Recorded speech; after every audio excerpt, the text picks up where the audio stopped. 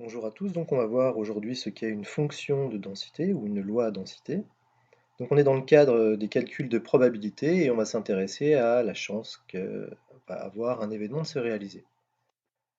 Habituellement, depuis que vous êtes au lycée, même au collège, les univers sur lesquels vous avez travaillé étaient constitués d'un ensemble fini de valeurs. Par exemple, si je vous dis que je pense à un nombre entier compris entre 0 et 3, eh bien, l'univers des issues, hein, des possibles, c'est tous les nombres, les quatre nombres 0, 1, 2, 3, 4. Ce qui va être nouveau ici, c'est la possibilité que va avoir votre variable aléatoire à prendre des valeurs réelles. C'est-à-dire ici, je vous pose la même question, sauf que je vous dis que le nombre auquel je pense, c'est un nombre réel avec un nombre aussi grand que vous souhaitez de chiffres après la virgule. Donc la description ici de l'univers va se faire à l'aide d'un intervalle. C'est-à-dire ici, le nombre qui va ressortir de votre expérience aléatoire, eh bien, c'est un nombre qui appartient à l'intervalle 0,3. Donc dans ce cas-là, on dit que x c'est une variable aléatoire continue. Donc soit oméga, l'univers d'une expérience aléatoire,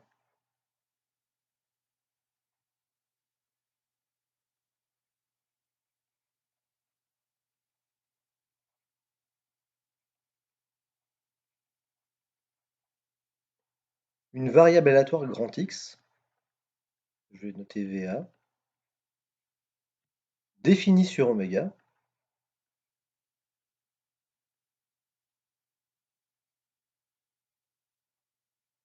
qui peut prendre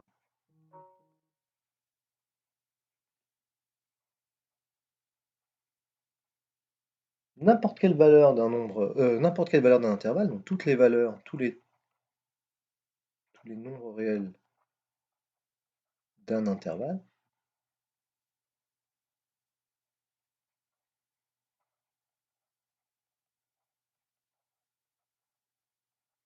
eh bien cette variable aléatoire est dite continue.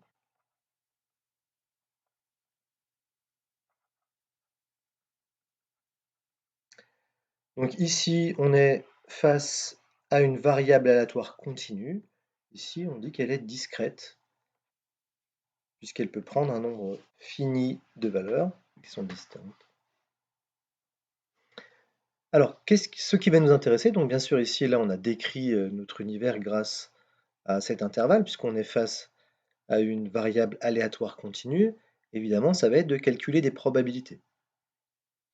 Donc lorsqu'on était dans le cadre d'une variable aléatoire qui avait un nombre fini de valeurs, vous vous souvenez que la loi de probabilité pouvait être représentée par un histogramme dont la hauteur correspond, et dont l'aire plutôt sous la barre correspond à la probabilité euh, que, que cette variable aléatoire puisse prendre une valeur. Donc, par exemple ici, une des valeurs de l'univers.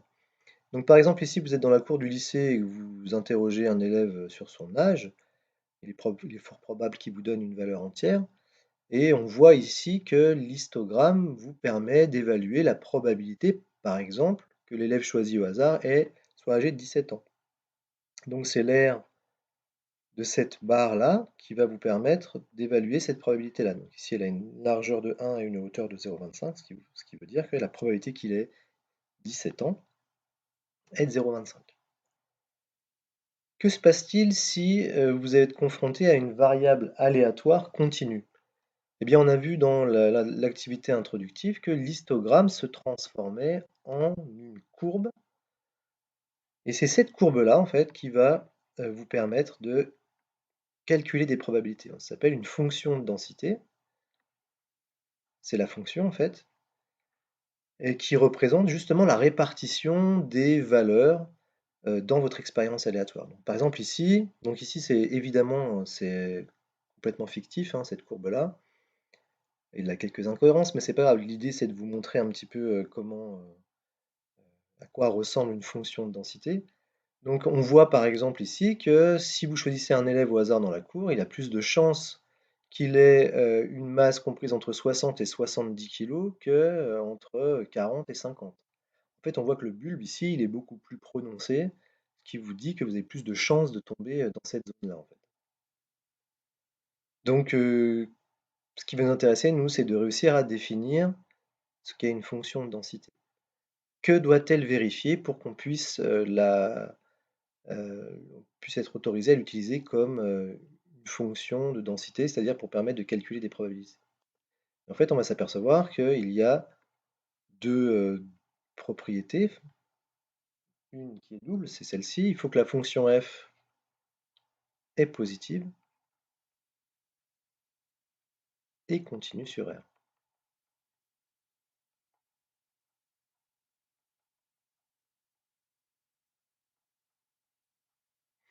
Donc ça, c'est la première des contraintes. Si on vous demande de vérifier que la fonction qu'on vous propose est bien une fonction de densité, vous devrez vérifier qu'elle est bien positive et continue. Ensuite, lorsqu'on était confronté à une variable aléatoire discrète et qu'on avait représenté sa loi de probabilité par un histogramme, on savait que l'aire de toutes les barres, la somme de toutes les aires, ça faisait 1. Bien ici, on ne sera pas surpris de savoir que l'aire sous la courbe, d'accord, l'aire sous la courbe C de F et au-dessus de l'axe des abscisses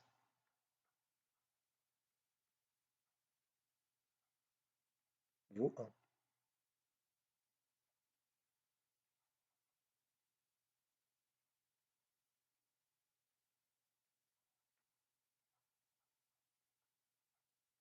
Donc ici, on est dans le cas où la fonction est définie sur R. Que se passe-t-il si votre fonction est définie sur un intervalle? Eh bien, la même chose, c'est-à-dire que l'aire entre le minimum et le maximum de votre intervalle, ça doit valoir 1. Or, vous savez que pour une fonction positive, l'aire sous la courbe et l'axe d'abscisse se calcule à l'aide d'une intégrale. Ça veut dire que l'intégrale entre le min et le max de f de x dx, ça doit valoir 1. Voilà. Donc si ces conditions sont réunies, vous êtes potentiellement confronté à une fonction de densité et elle va peut-être vous permettre de modéliser une expérience aléatoire et donc de faire des calculs de probabilité. Comment calculer une probabilité lorsque vous avez cette loi de densité, on vous la donne ou vous l'avez créée? Eh bien, ce sera un problème d'air. Donc ici, on voit une fonction dont la représentation graphique là, elle contient une sorte de bulbe qui vous dit que vous avez normalement plus de chances de voir apparaître le résultat de votre expérience aléatoire dans cette zone-là, parce que le bulbe est plus prononcé. Donc nous, on s'intéresse particulièrement à cette zone-là. Quelle est la probabilité que la variable aléatoire prenne une valeur dans cette zone? Et en fait, ce sera l'aire sous la courbe qui correspondra à cette probabilité-là. Donc, x est une variable aléatoire munie d'une fonction de densité. Eh bien, la probabilité que le résultat de votre expérience aléatoire soit compris entre a et b, eh bien, ça correspondra à l'intégrale entre a et b de f de x dx.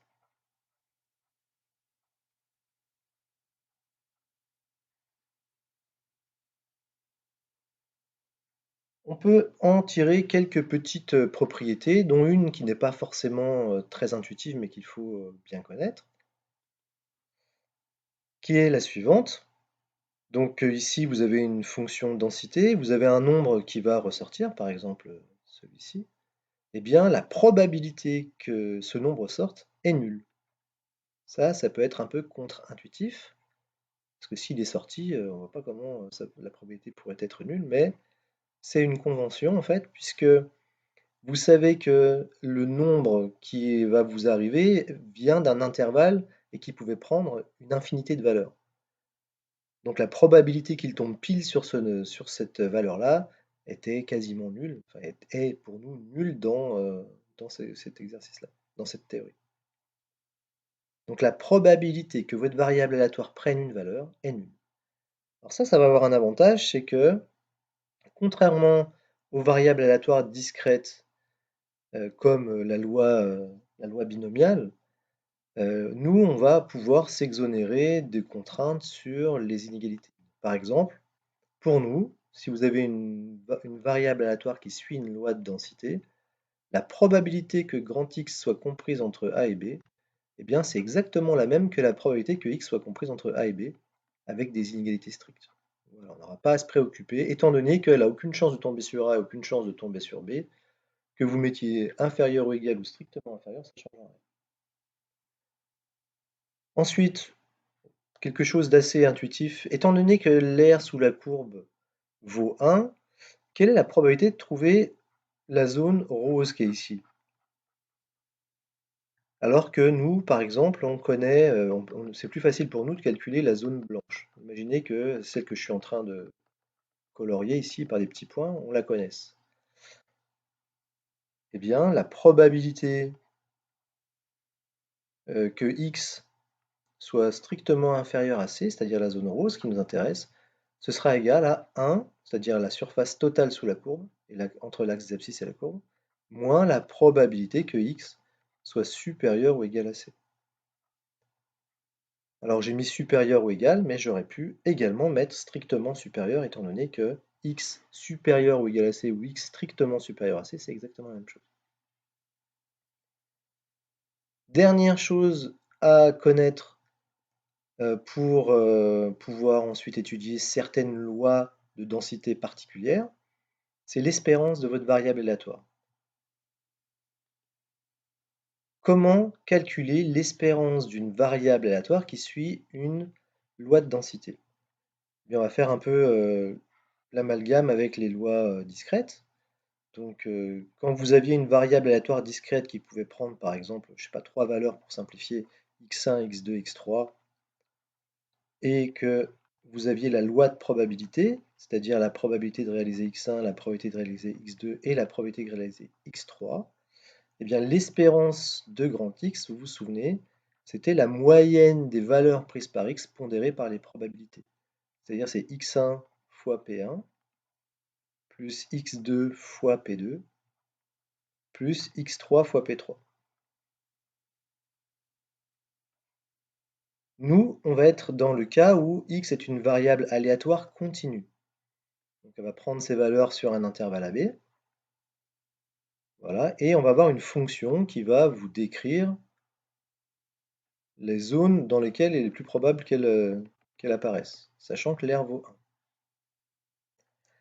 Alors, votre variable aléatoire, elle va prendre une valeur. Ici, petit x. On sait que la probabilité, alors on va prendre des zones extrêmement petites, d'accord? Tellement petites que on ne va pas la voir. Mais la probabilité que votre variable aléatoire grand X prenne une valeur très proche de x, alors on sait que égal c'est égal à 0, hein, d'accord? Mais pour bien comprendre un peu ce calcul-là, c'est la hauteur de la courbe en fait qui vous donne une idée de la chance de tomber dans une zone très très proche de x. Donc cette ligne, la ligne des valeurs prises par x, c'est tout l'intervalle AB. Et en fait, les probabilités, on pourrait assimiler ça en fait à l'image de la fonction. C'est-à-dire que il suffira de multiplier x par f de x, sachant que vous aurez une toute petite largeur des x, et il faudra additionner tous ces tout petits rectangles infinitésimaux là, et on sait que ça se symbolise par une intégrale. Alors, l'espérance de la variable aléatoire grand X qui est continue et qui suit la loi de densité petit f sur AB, ce sera intégrale de A à B de xf de x dx. On va ensuite étudier quelques lois qui vous permettra de donner un peu plus de sens à tout ça.